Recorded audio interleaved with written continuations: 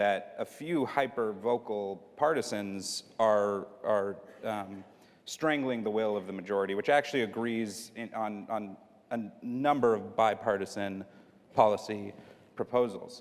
All of that said, you actually have a great turnout. You filled the room here. But when AOC comes here later today, when Elizabeth Warren comes here later today, I mean, the lines are going to be around the block. If President Trump, I don't think President Trump's ever going to come to South by Southwest, but you're familiar with the incredible amount of not just support but engagement he gets from his core audience. So I guess my question is, for all that talk of the common sense proposals, it does feel like the people who are really capturing the national imagination, either on the left or the right, are those hyper-partisan voices. Well, that's true. I think we're living in a society right now where you can send a tweet about anything and get 10, 15, 20 million followers, and all of a sudden you're an iconic celebrity. I understand that, but that's not going to solve the issues that we're facing.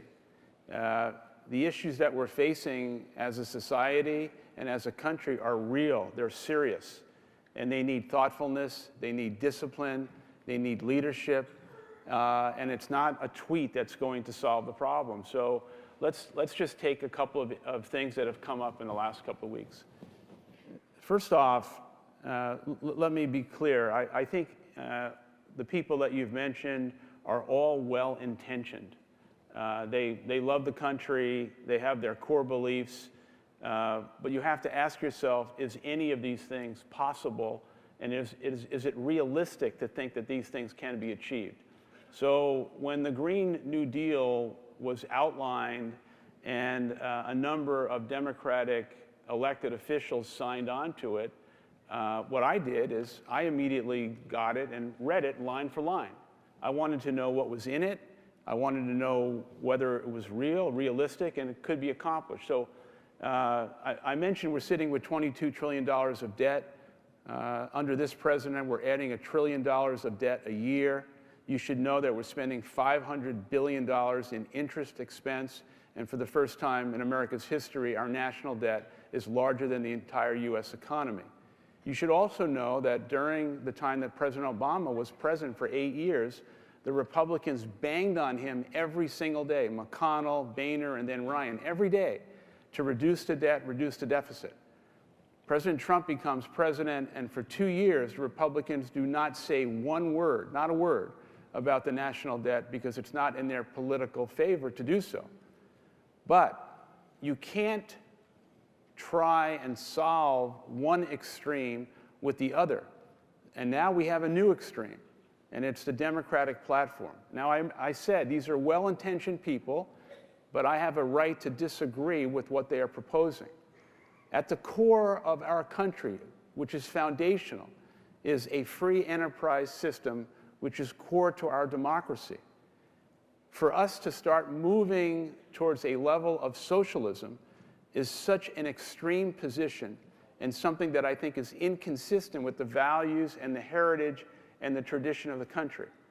And that is what Bernie Sanders, Elizabeth Warren, and others are proposing, to try and defeat Donald Trump with a far extreme proposal.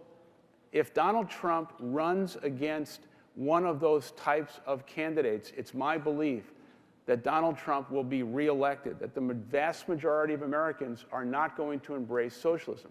Going back to the Green New Deal, in the Green New Deal, there is a proposal that says that by 2030, every building in America is going to be transformed to clean energy.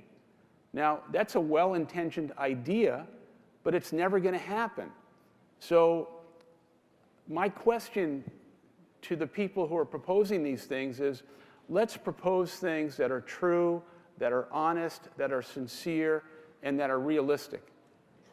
Just to put the math in context, that would mean that 2,700 buildings a day between now and 2030 would be transformed, and the government doesn't own those buildings. So they would have to mandate, and the cost to it. And so these issues that have to be resolved and solved require a centrist position. There are good people on both sides of the aisle that if they came together and left their ego and ideology out of the room, and we had the right level of leadership and commitment to solving the problem, I believe we could begin to create a scenario in which the American people would be served, and served much better than we are right now. Some of the facts that you should know that I think are consistent with some of the underlying issues and why we must be serious about addressing them is not only about the education system, the healthcare system, the fact that we've got to deal with climate change. Over 40% of the American families today are $400 away from a personal crisis that could lead to bankruptcy. We have 5 million young people in America, mostly African American and Hispanic, are not in school, not in work. 1 out of 8 people in America go home every night without the ability to have food in their refrigerator. We have an opioid crisis that is out of control. We have a mental health crisis. We have a homelessness crisis.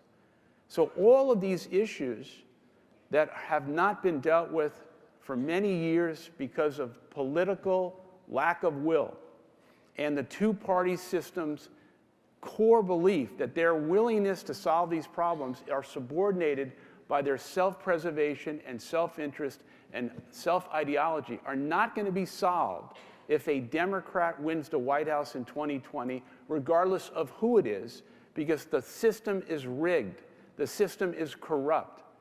And every American must understand how fragile this moment is and the need to transform, disrupt the system with a centrist approach. Now, there are millions of people who are saying to me, this can't be done, this is a fool's errand, this is a vanity project, this is narcissism. Ladies and gentlemen, I love this country. I'm living proof of the American dream. I came from public housing. I came from nothing. My story, like many of you in the room, could only happen in America. But it is not an entitlement. The American dream, the promise of the country, it's not an entitlement. We have to earn it.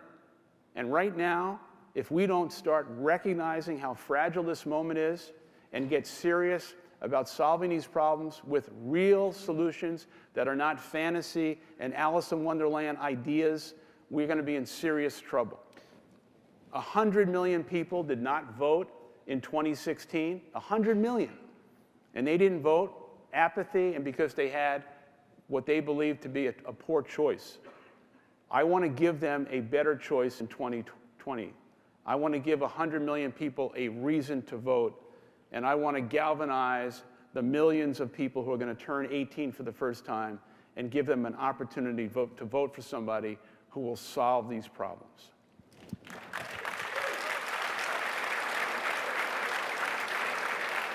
So you brought up a lot there, and I want to unpack that, and that'll probably take 40 minutes to unpack. And I want to talk about viability. I want to talk about policy specifics. I want to talk about enthusiasm and building enthusiasm. But I want to start with the critique of Democrats moving towards socialism. It's a wide field. I mean, we're talking somewhere between 17 to 20 candidates by the time everything's said and done, including Joe Biden, who says his advisors say he's 95% of the way toward getting in. Not every Democrat is a democratic socialist or a socialist. So you've been asked the question many times before, why not jump into the Democratic primary and have this debate there? Well, I think the Democratic Party has left me, but it's less about the Democratic Party and much more about the system being broken. I don't believe that anyone can restore the level of dysfunction, polarization, and corruptness by being a member of the party. The system needs to be disrupted. I also believe that for Mayor Bloomberg, who has been an extraordinary business person, great mayor in New York City, for him to realize that there was no place for him in the Democratic Party, I think is a litmus test that the party has gone so far to left.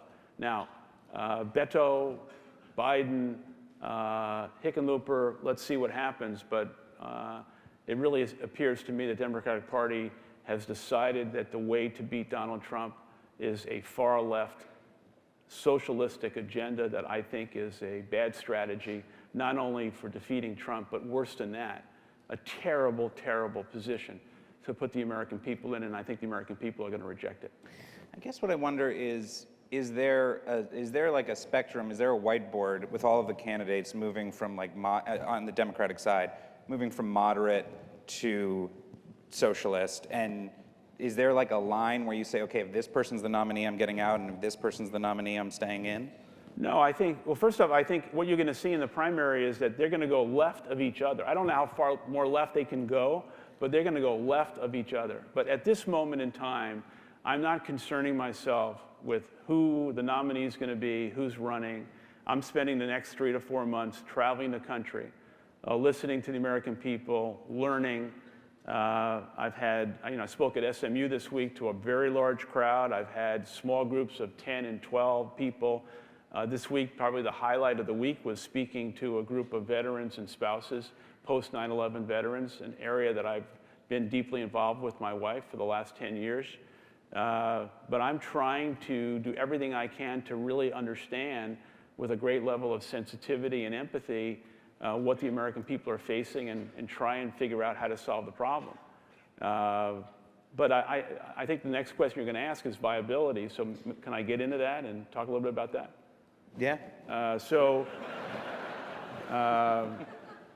let me put it this way. The day after you announced, Nate Silver's team at 538 did a podcast, and they opened the podcast with someone saying, everyone says Howard Schultz has a 0% chance. Yeah. I don't believe that. He might have a 1% chance. Oh, 1%. Those are really long odds. How many entrepreneurs are in the room today and people told you your idea, your dream could not come true? How many? Okay. I am with you. I am with you because we live in America where anything is possible. We live in America where our dreams can come true. So don't let anyone tell you your dreams can't come true. No one. And I'm not gonna allow the pundits, the cynics, to tell me that what I believe needs to happen in America is not possible. This is a critical moment for all of us. And I'm going to do my best to stand up and represent what I believe is a vast majority of the American people who no longer have a voice. And I'm going to try and give them a voice. And let's see what happens.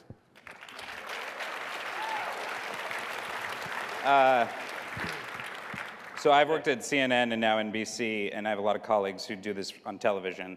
And when the candidate stands up, sometimes they stand up and sometimes they remain seated, and I'm in a really awkward position because I don't know how that looked, that you were like sorry. giving this like I didn't mean to stand up. Emotional appeal for centrism, and I'm like chilling. Okay. Okay, theory of the case. Yeah. Okay, theory of the case. So first off, a NBC poll came out this week that's gotten a lot of press that said 32% of the American people want a new choice other than a Democrat and Republican. So I felt pretty good about that. But the theory of the case is the following. 30% of the electorate are registered independents. An additional 12% say they would affiliate themselves as an independent if they had a legitimate choice. Now, that's not to say that 42% of the people would likely vote for an independent, but there is a huge market out there that is larger than either Democrat or Republican Party. That's one thing. Second thing is that for the past 30+ years, every presidential election has been basically decided by 8 to 10 battleground states. So that if you live in Arizona and you're a Democrat, your vote doesn't really matter. If you're a Republican in California, your vote doesn't really matter because it's predetermined red or blue state. Not to mention the gerrymandering issue, which is a whole nother problem based on the rigged political system that has been established for us. So if I enter the race, and Texas is a perfect example. Texas has not gone Democrat since 1976, Jimmy Carter. If I were to enter the race, there's a good chance that Donald Trump would not win the state of Texas. If he does not win the state of Texas, the math strongly suggests he cannot get to 270 and get reelected. But the true story about this whole thing is, if I enter the race, about 45 states, for the first time in 30 plus years, are up for grabs because it is not predetermined. And that means that everyone's vote, everyone's voice matters. That is the expression of our democracy that we need. So when people say, I'm going to be a spoiler, it's a false narrative for two reasons. One, we know that lifelong Republicans do not want to re-elect Donald Trump because of a lack of character, a lack of dignity, a lack of civility, and all the things that he has destroyed in terms of the respect of the Oval Office. But given the choice between Donald Trump and Bernie Sanders, Elizabeth Warren, Kamala Harris, all well-intentioned people, those Republicans are going to vote and re-elect Donald Trump. If you put me in the race, it could very well be a third, and all of a sudden, this entire situation is very, very different. So in 1987, Starbucks had 11 stores and 100 employees, and people said, there's no way this could travel outside of Seattle.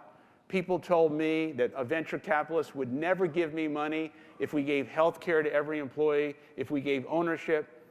They thought we were crazy 3 years ago when I said, we got to find a way to crack the code, even though no one's ever done it, to give free college tuition to every employee. And we did all of that, and Starbucks stock since 1992 is up almost 25,000%. Not because we're smarter than anyone else, no, because we were able to create the balance, the fragile balance between a fiduciary responsibility and the humanity of our organization, and learning two things: that not every business decision is an economic one, and that success is best when it's shared. Building Starbucks is not a proxy for... Thank you. Building Starbucks is not a proxy for running the country, but what it is a proxy for is the kind of leadership that I have displayed, the fact that I understand how to bring people together, and that my passion and commitment to what is going on in America, I want to address in a way that I think is correct, because we need to reimagine how the government is structured. So I want to, one last question about viability, and then I actually want to jump into the Starbucks experience and talk about that a little bit. You mentioned Kamala Harris. You mentioned a three-way split. If it's October 1st, 2020, and it's 30% Harris, 30% Schultz, 30% Trump, 10% undecided in the polls, what do you do? Do you stay in or do you get out? It's a tough hypothetical to answer, but what I've said time and time again is that I will do nothing to re-elect Donald Trump. So if the math doesn't work and there's any indication whatsoever that there's great risk to my being in the race that would re-elect Donald Trump, I would not proceed. But I am a long way from making that kind of decision. So, and you have said that before, and the reason when I talk to Democrats that they are not comforted by that is because there are different definitions of how you might interpret what your chances are. And one statistic that is off-cited for third-party candidates is that at one point in the summer of 1992, Ross Perot was leading over Clinton and Bush. I think he had something like 39%. That was a pretty good, if I'm the candidate, if I'm Perot, I'm thinking, let's do this. By the time you get around to election day, he does not win a single state, only comes in second place in 2 or 3 states, and in the rest he comes in third. Well, there's a big difference between 2020 and 1992. The country, certainly in my lifetime, has never been this divided.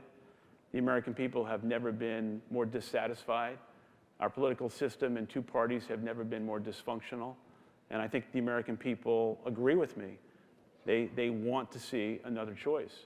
So I want to play this out, and I want to travel the country and see if there's a national agreement. I want to see if I can galvanize young people across the country.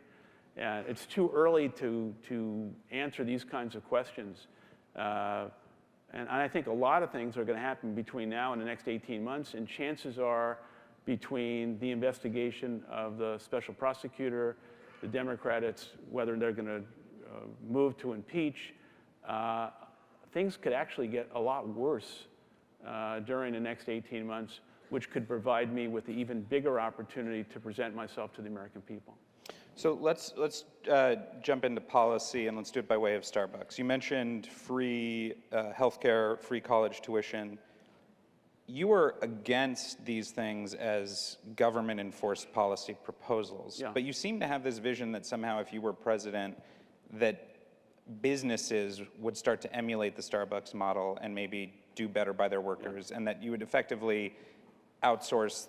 If many of the proposals on the left are for government to take responsibility for this, your theory is that business should take responsibility for this. How does you being in the White House get every business in America to say, yeah, sure, we'll give free healthcare and free college tuition to our employees? So let me try and, you've said a few things that are true and a few things that are not quite right. So as a journalist, that could get me fired. So let me try and explain how I see all these things. So first off, unequivocally, let me say, there's nothing free in America. So these proposals about Medicare for all and free college and a government job for everybody, that is not free. So someone is going to have to pay for that, and that means that taxes for everyone is going to have to go up, or someone's going to have to wave a magic wand and do something that doesn't exist, but that has to be paid for by somebody. And the difficulty in trying to pay for any of that is we're sitting with $22 trillion of debt that has to be addressed. So it's not realistic. Now, this is what I believe. I thought President Obama's position and his administration regarding the Affordable Care Act was absolutely the right thing to do. It gave over 20 million people health insurance who did not have it, and it created an opportunity that I thought was consistent with the humanity of the country. I believe that every American should have the right for affordable health care. However, since the Affordable Care Act has been in place, premiums have almost doubled for American families. That is unacceptable. Now, why has that happened? That's happened in large part because the insurance industry and the pharmaceutical industry is not playing fair with the American people. As an example, the government is not able to negotiate pharmaceutical drug prices with pharma. That's a mistake. That's not right, especially when very few people understand that European countries are buying those same pharmaceutical products that we are paying much more for at a less price than we are. So there has to be transparency and an ability to negotiate with pharma. Why are we unable to do that? The fact is that the majority of people who are making these rules up are taking money from the special interest of the pharma companies, and so they are unwilling to take them on. The same thing is true with the insurance agencies and the insurance industry. So members of Congress are taking special interest money, and in a way you can say the fox is in the henhouse. And this is what's wrong. So the Democrats and Republicans are complicit every single day in not representing the American people because they are more concerned about getting reelected. And in order to get reelected, they've got to take the money from these companies and unwilling to do what's right for the American people. So we got to go back in and fix the Affordable Care Act by doing what's right with pharma and the insurance companies.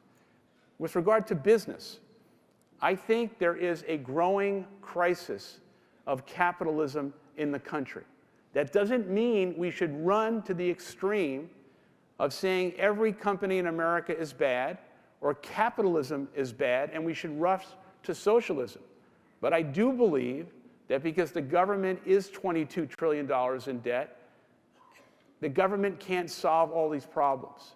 So if I ran for president and was fortunate enough to win, I would be doing everything I could to convince businesses in America that they have a moral obligation to do more for their people and the communities they serve.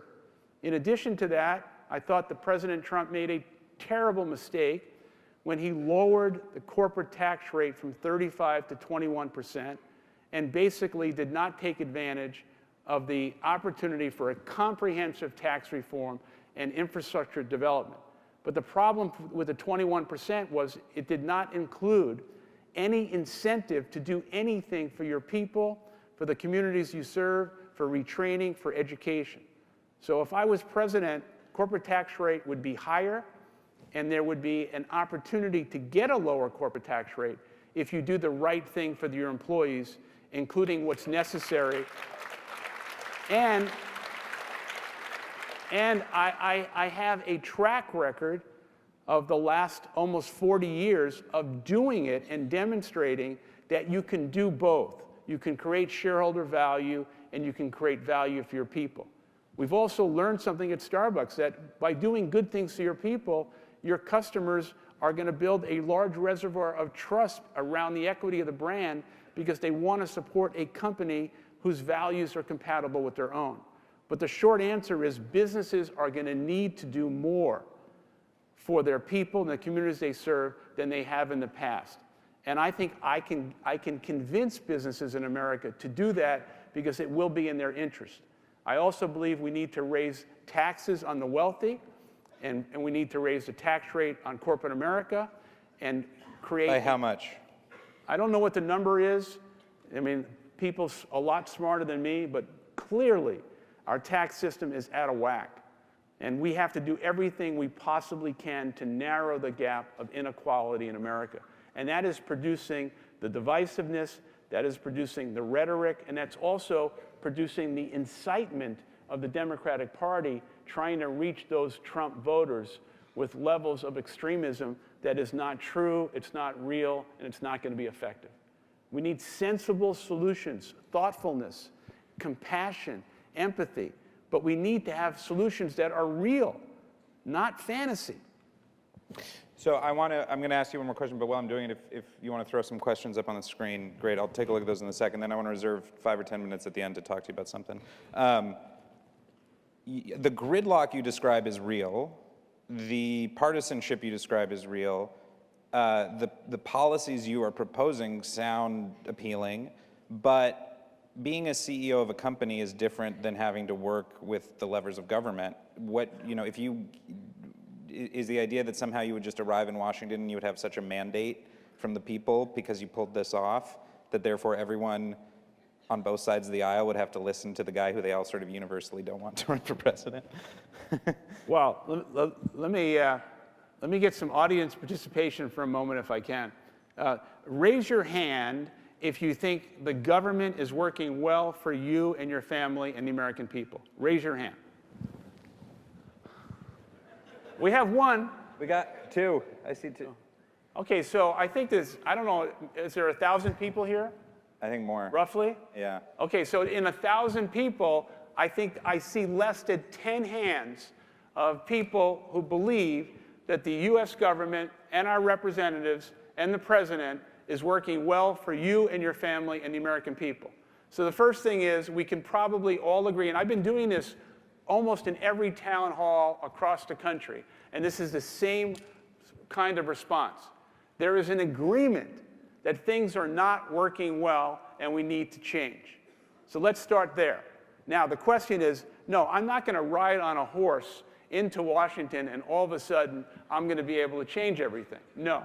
But can you imagine this? Can you imagine for the first time, literally since George Washington, that the American people would have spoken so loudly that they are disgusted and exhausted by what is going on, and they are going to send an independent thinker, a centrist, to Washington and tell Congress and all the elected officials that we the people have spoken up and we want dramatic, disruptive, transformational change in our government that serves the American people. And if I had that at my back, I believe that the will of the people would create an opportunity for significant change. I also believe 2 other things. I believe that currently there are good Republicans and good Democrats who are unwilling to vote their conscience or their heart, because they're told every day, if you step out of your level, your narrow team of ideology, we're going to come after you and we're going to primary you out. And that's why they can't vote their heart and conscience.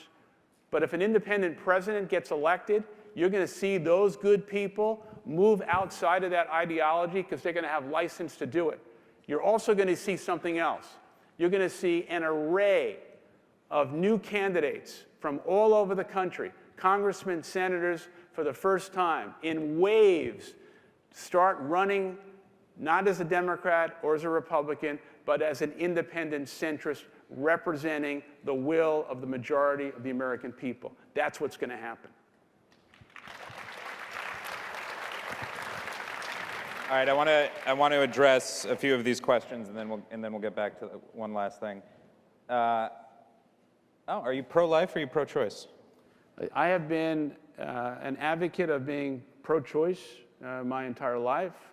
That's the rule of the land. I think this is an issue that's been established.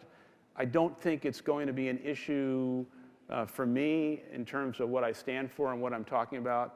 Not unlike the question that I've gotten a couple of times now is the country ready for a Jewish president? I think the country is ready for a Jewish president. I'm not running as someone who's Jewish. If I run for president, I'm running as an American who happens to be Jewish. And I've been public for years saying that I believe that the solution in the Middle East between the Palestinians and the Israelis should be a two-state solution, although that's not the case today. I think that would be the best way forward. And if I was president, that's something I would be working towards. Here's a question that's good. Can you define socialism? Can I define socialism? Yeah. Well, interestingly enough,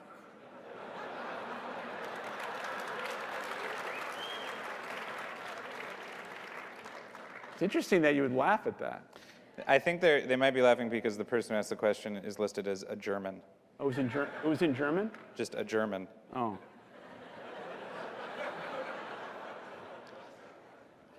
Well, if you want a good description for socialism, I think you just look at Venezuela. You don't like that? Well,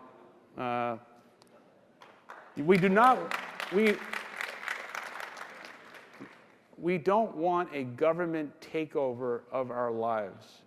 We want the freedom of being able to pursue happiness in America, the pursuit of happiness. We want our independence. We want our free enterprise to be sustainable.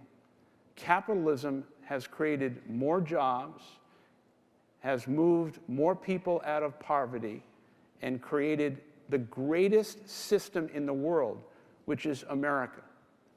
Is it perfect? No. Does it need to be refined? Yes.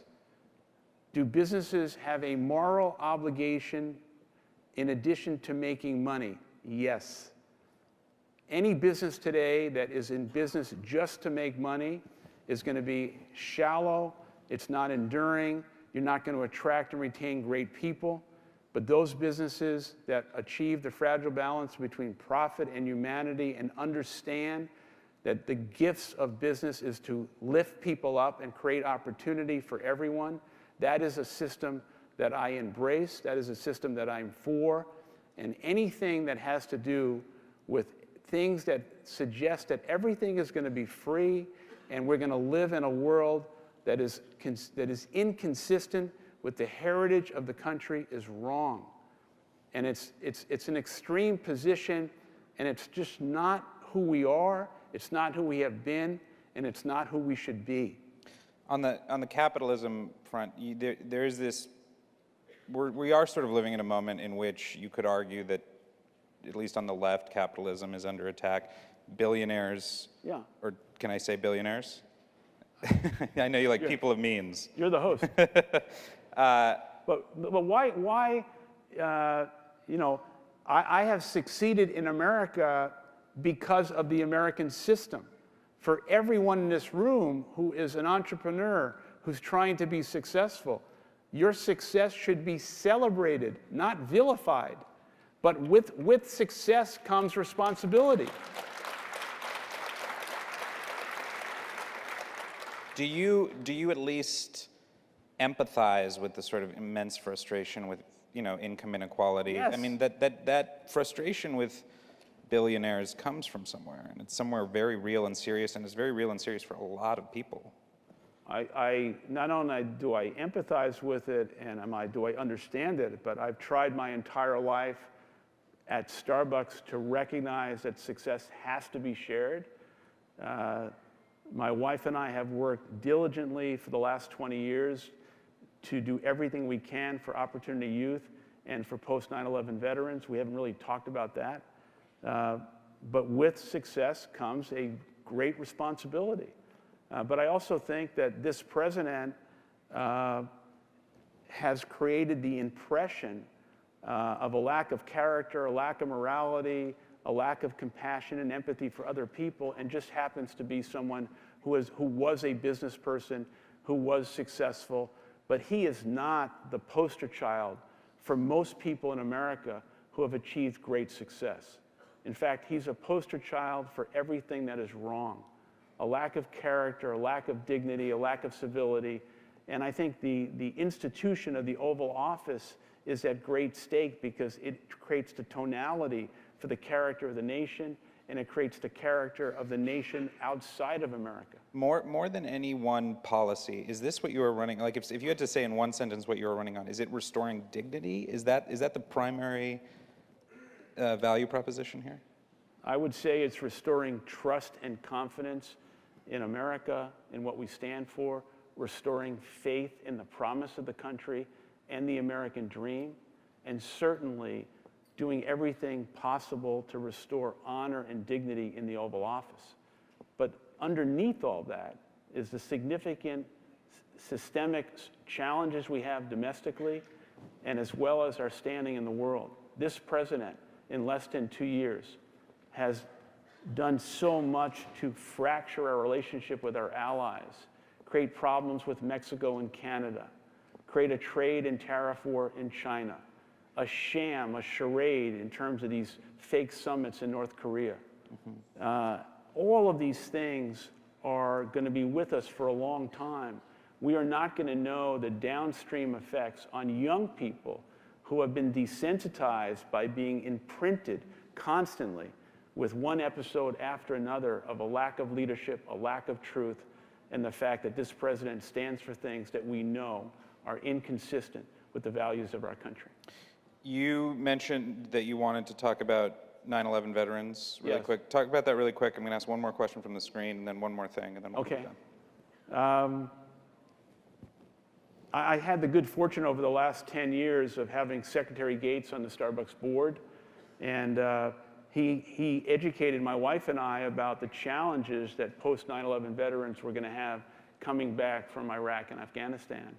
And we were in a focus group not too long ago, and we heard a young serviceman who was transitioning out say something, and he said, "I have more anxiety, more nervousness about going on a job interview than I would if I was being sent back to Afghanistan." And when we heard that, we realized we really had to do something to try and help. And so, not unlike Opportunity Youth, post 9/11 veterans have so much to offer our society, but they don't have a way back in because they're misunderstood. And a lot of them are coming back with some issues that have to be dealt with. Starbucks has hired 20,000 veterans and/or spouses. Our Family Foundation has built 18 transitional training centers on bases. We have built 50 stores adjacent to bases, but the real issue here and the opportunity is for all of us to understand that many of us did not have much engagement in these wars. Many of us don't know anybody who actually served in these wars. And we have a moral obligation to really respect what they and their family did. And the thing that hurts me the most is when these young, extraordinary people take off the cloth of the nation and come home, they're not being served properly by our society, by businesses, and specifically, and this will be a shocker for all of you, we had a town hall with with veterans and families in San Antonio, and one subject that came up was the concern that they had and others had the day before in Dallas about the VA. And I don't know how many people know what the VA budget is, but the VA budget is $200 billion. And if you talk to most post 9/11 veterans, what they talk about and what they're concerned about and what they get really agitated about is they just don't feel that they've been respected and they're getting treatment that is consistent in what they have sacrificed for the nation. But if you want a litmus test for a government takeover of anything, look at the VA, a $200 billion agency that is more bureaucratic and more dysfunctional than perhaps any that we have. And so this brings to mind something else, and that is the Commander-in-Chief, the President of the United States, not only has the solemn responsibility of making the most difficult decision of all to send young men and women into harm's way, but the Commander-in-Chief has a moral, solemn obligation to ensure the fact that when these people come home, we take care of them. And the truth, ladies and gentlemen, is we have not done a very good job of that. And we are all individually and collectively responsible for that because they have sacrificed so much for us, for our families, and the United States of America.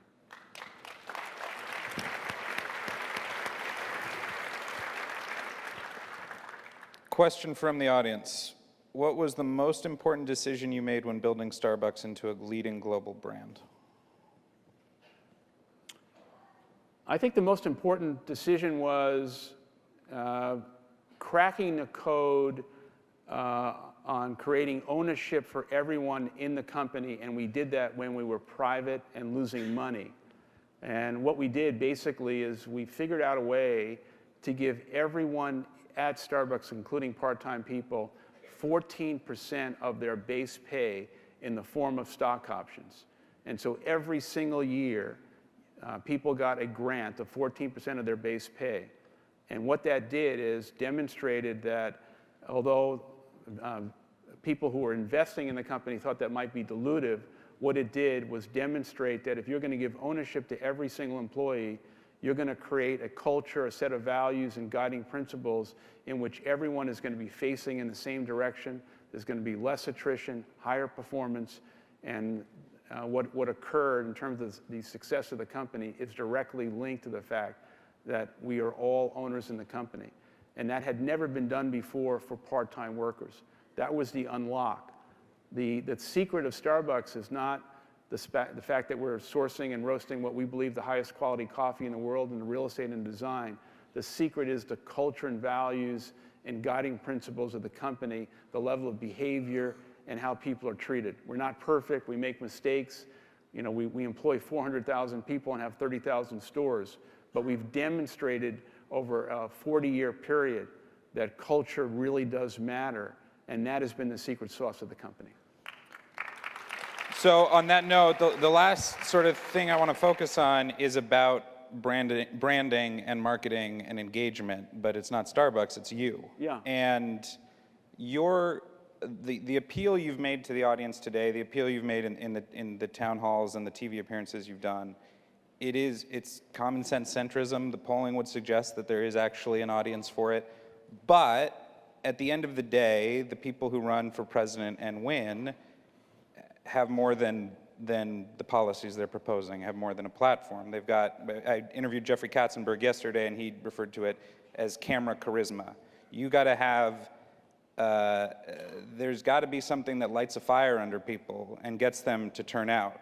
And I think one of what I'm sort of curious about in terms of thinking about viability and those things is, you know, Barack Obama ran on Yes We Can, and Trump ran on Make America Great Again.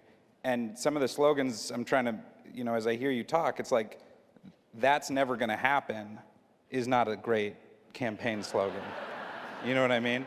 So, and I also think, have you thought, as the leader of a major global brand, have you thought about how you are going to make Howard Schultz, the sort of sensible centrist policy guy, into Howard Schultz, the zeitgeist, who is going to be your Shepherd Fairy and make posters of you? When are people going to start walking around with your face on their T-shirts and their hats? What does it take to engage the nation when what you are effectively arguing is that the system is broken and the promises that are being made aren't going to be kept? What are you going to do? Yeah. Well, first off, this is my 5th week since 60. Does it feel like 5 weeks, or does it feel no, like 5 years? No, it feels a little longer. It's my 5th week since 60 Minutes. I have not officially said that I'm running for president. I think if you're going to give me a little bit of credit, you'd have to say that over the course of the last 40 years, I know a little bit about building a brand. Yeah, I'd give you. I would give you that. I would give you that.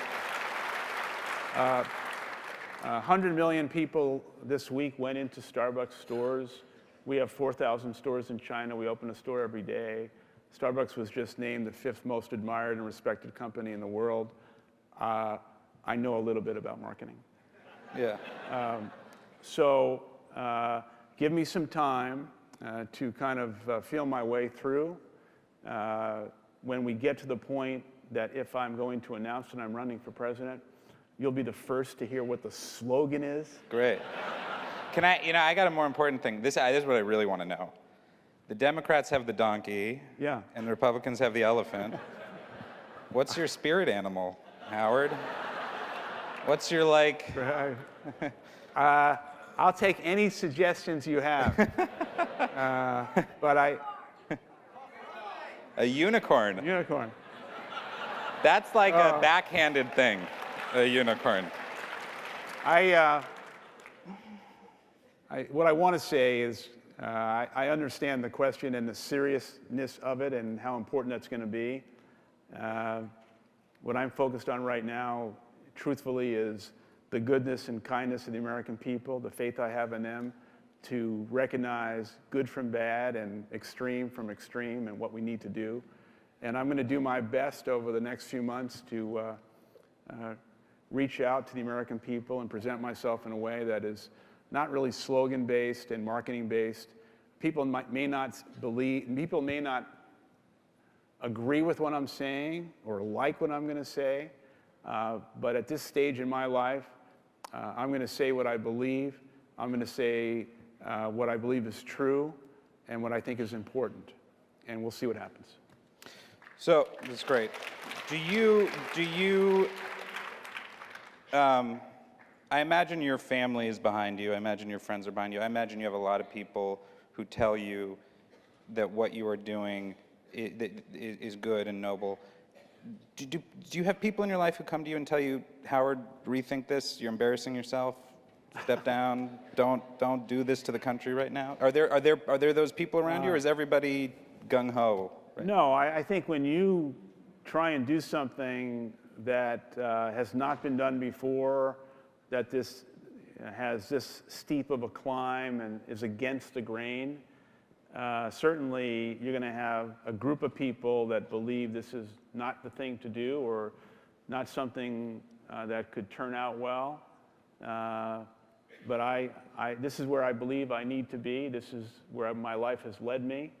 I've had the same group of friends for the past 30, 40 years, some of whom have been traveling with me over the last couple of weeks. My wife has been with me all the way through. We know how hard this is. We know how difficult it is. But most importantly, we know how critical this is at this moment in the history of our country. So there are 2 minutes left, and this is where I employ the great privilege of having made it through 58 minutes on here with, I think, what was hopefully an insightful and enjoyable conversation. Thank you very much. Hope. Thank you.